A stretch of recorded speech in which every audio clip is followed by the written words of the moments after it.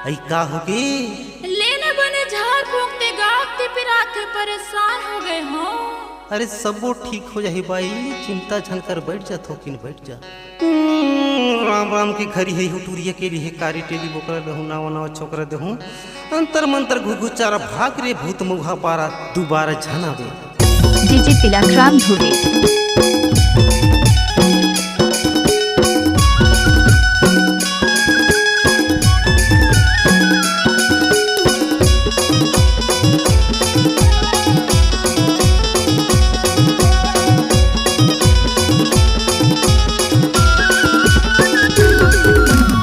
तिलकराम धुर्वे।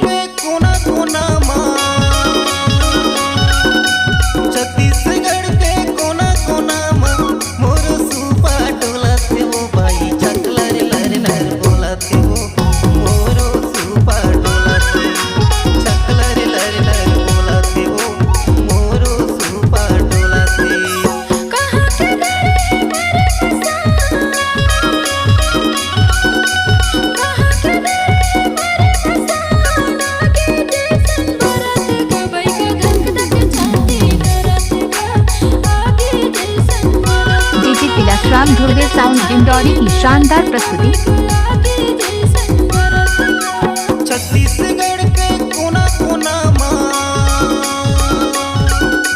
छत्तीसगढ़ के कोना कोना मोर सुपा डोला थे वो बाई चकला रे लर लर बोला थे वो डीजे तिलकराम धुर्वे। सुपा डोला थे चकला रे लर लर बोला थे वो मोर सुपा डोला थे। कहाँ के दरे मेरे पसान, कहाँ के दरे मेरे पसान, आगे जैसन बरत का बाई का धक धक छाती करत का आगे जैसन बरत। धक धक छाती करत का बाई का आगे जैसन बरत का।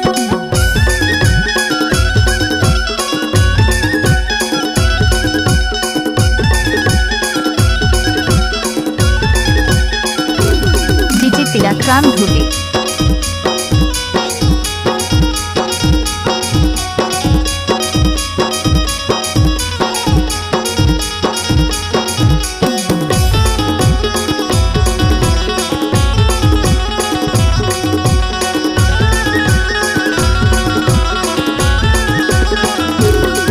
Mix by DJ Tilakram Dhurve. महाराज बाई का महाराज, आई का हो गे?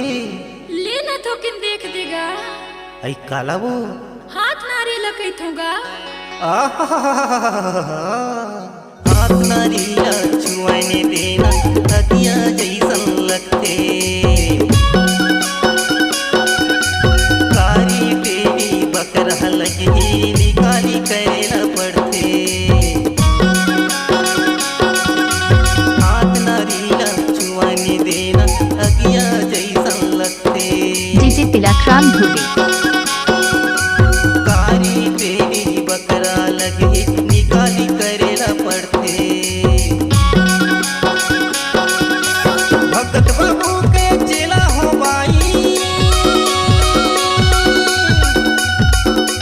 रतन बाबू के चेला हो बाई मोर सुपा डोला थे वो बाई डीजे तिलकराम धुर्वे।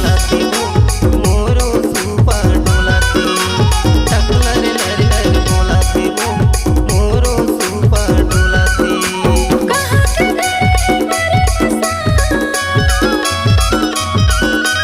कहाँ के दरे मेरे पसान, आगे जैसन बरत का बाई का धक धक छाती करत का आगे जैसन बरत। धक धक छाती करत का बाई का आगे जैसन बरत। Mix by DJ Tilakram Dhurve.